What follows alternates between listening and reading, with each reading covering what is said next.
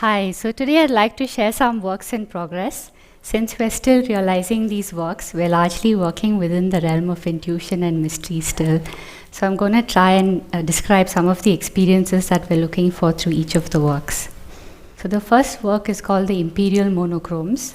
A viewer sort of unsuspectingly walks into the room and catches a glimpse of these panels in a messy composition on the wall. Within seconds, as if the panels have noticed the presence of the viewer, they appear to panic and sort of get into a strict symmetry.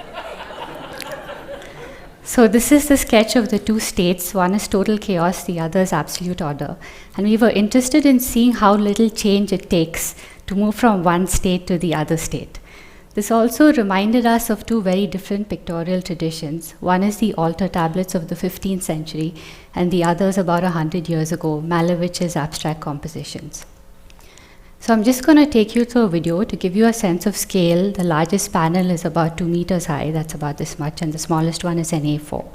So viewer enters the space and they snap to attention. And after a while, if the viewer continues to remain in the space, the panels will sort of become immune to the presence of the viewer and become lax and autonomous again until they sort of sense a presence in the room or a movement when they will again snap to attention. So here it appears as if it's the viewer that's sort of instigating the sense of order among the panels, but it could also be the other way around, that the panels are so sort of stuck within their preconditioned behaviors that they sort of thrust the viewer with the role of a tyrant. So this brings me to a quieter, smaller work called Handheld.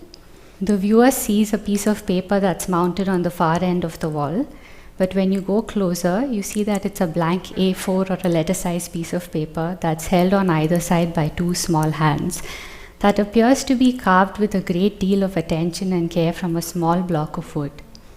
The viewer also sees that this entire sculpture is sort of moving very slightly, as if these two hands are trying to hold the paper very still for a long period of time and somehow is not managing to.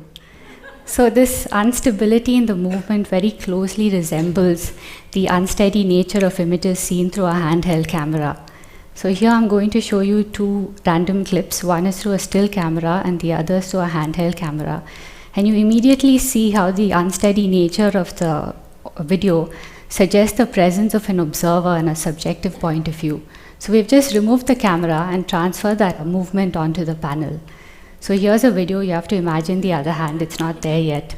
But to us, we're sort of trying to evoke a self-effacing gesture, as if there's a little person sort of with outstretched arms behind this enormous piece of paper that's sort of lying considerable amount of strain to be at the service of the observer and present this piece of paper very delicately to the viewer in front of it.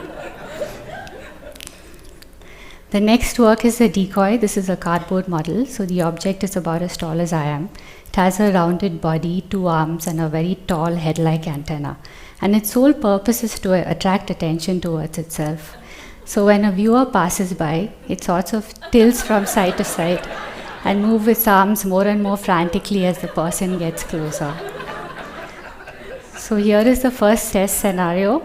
You see the two movements integrated, and the object seems to be employing its entire being in this expression of desperation. But the irony is that once it's got the person's attention, it's no longer interested, and it looks for the next person whose attention to it. So this is the final fabricated body of the decoy. It appears to be mass manufactured, like it came out of a factory, like vacuum cleaners and washing machines. Because we are always working from a very personal space, we like how this consumer aesthetic sort of depersonalizes the object and gives us a bit of distance in its appearance at least. And so to us, this is a kind of sinister being which is trying to distract you from the things that actually need your attention. But it could also be a figure that needs a lot of help.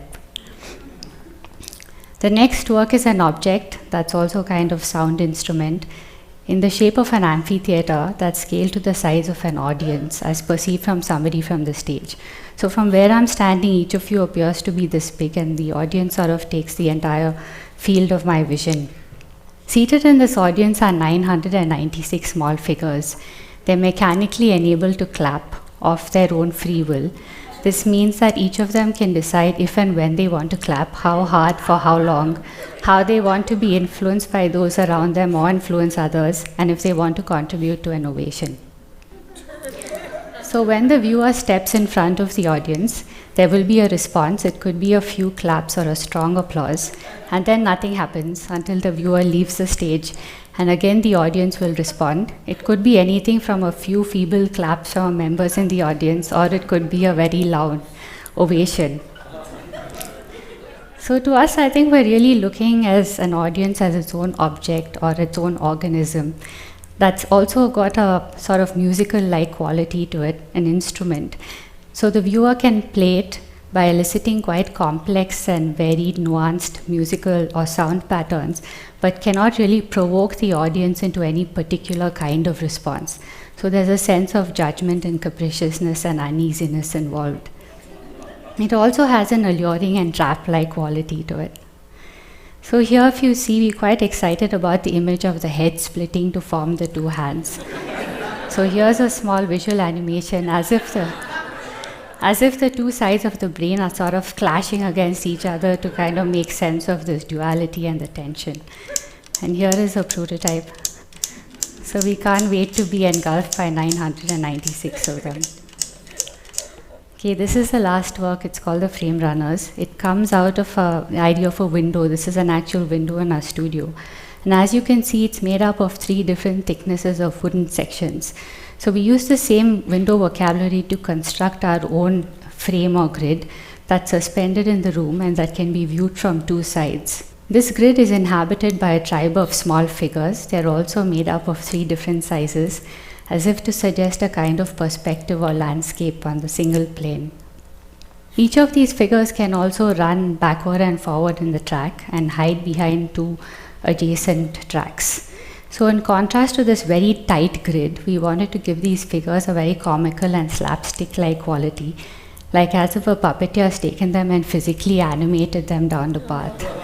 So we like the idea of these figures sort of skipping along, like they're oblivious and carefree and happy-go-lucky and content, until they sort of sense a movement from the viewer and they will hide behind the fastest wall. So to us, this work also presents its own contradiction. These figures are sort of entrapped within this very strong grid, which is like a prison, but also a fortress, because it allows them to be oblivious and naive and carefree and quite sort of oblivious of the external world. So all these real-life qualities that I talk about are sort of translated to a very specific technical configuration, and we were very lucky to collaborate with ETH Zurich to develop the first prototype. So you see, they extracted the motion curves from our animations and created a vehicle that integrated the head bobbing movement and the back and forth movement. So it's really quite small. You can see it can like fit into the palm of my hand. So imagine our excitement when we saw it really working in the studio. Well, here it is.